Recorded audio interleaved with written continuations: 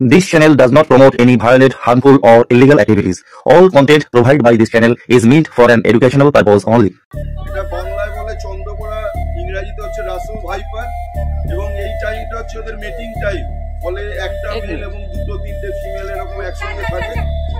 তবে এই সাপ নেচারে এত সুন্দর কেমোফ্লেজ করে থাকে যে দেখাই যায় না, এবং সাপ কামড়ালে যে অ্যান্টি ভেনাম সিরাম, এটা কিন্তু সাপের ভেনাম থেকেই তৈরি হয়, এবং ইঁদুরের একমাত্র প্রিডেটার হচ্ছে সাপ।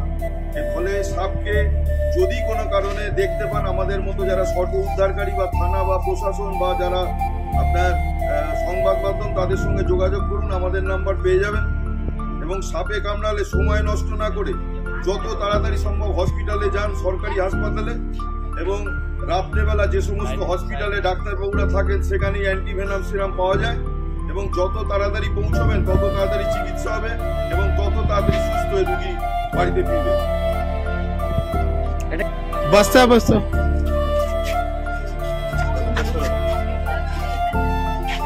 মুখটা এ করেছে।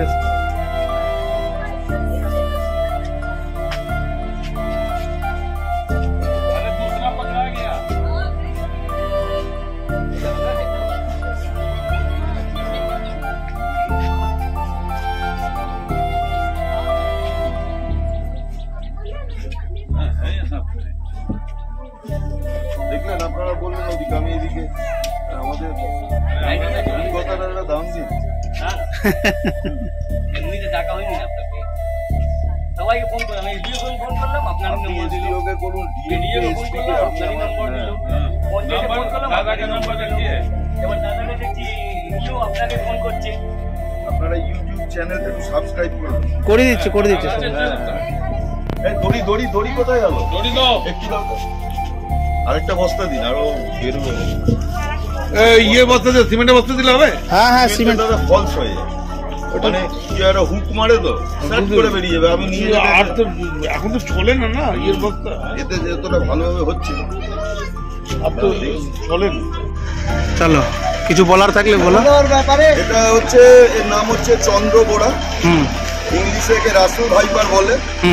এর যে ভেনামের ক্যারেক্টারিস্টিক সেটা হচ্ছে হেমোটোটক্সিক। যদি কোনো কারণে কামড়ে দেয় তাহলে ব্লাড এবং ব্লাড সার্কুলেশন সিস্টেমের উপরে প্রভাব পড়ে, এবং এই সাপটা নেচারে এত সুন্দর কেমোফ্লেজ করে থাকে যে মানুষ দেখতেই পায় না। তবে সাপ হচ্ছে একমাত্র ইঁদুরের প্রিডেটার, এবং এই সাপ পরিবেশে বাঁচিয়ে রাখা অত্যন্ত জরুরি। এবং এই সাপ যদি কোনো কারণে কামড়ে দেয়, ওজা ফকির গুণিন এদের কাছে না গিয়ে সরাসরি সরকারি হাসপাতালে যান, এবং চিকিৎসা হবে যত তাড়াতাড়ি তত তাড়াতাড়ি সুস্থ হয়ে মানুষ বাড়ি ফিরবে। এলাকাবাসীর কাছে ধন্যবাদ যে তারা সাপটিকে না মেরে বাঁচানোর যে চেষ্টা করেছেন, এই জন্য তাদের কাছে অসংখ্য ধন্যবাদ।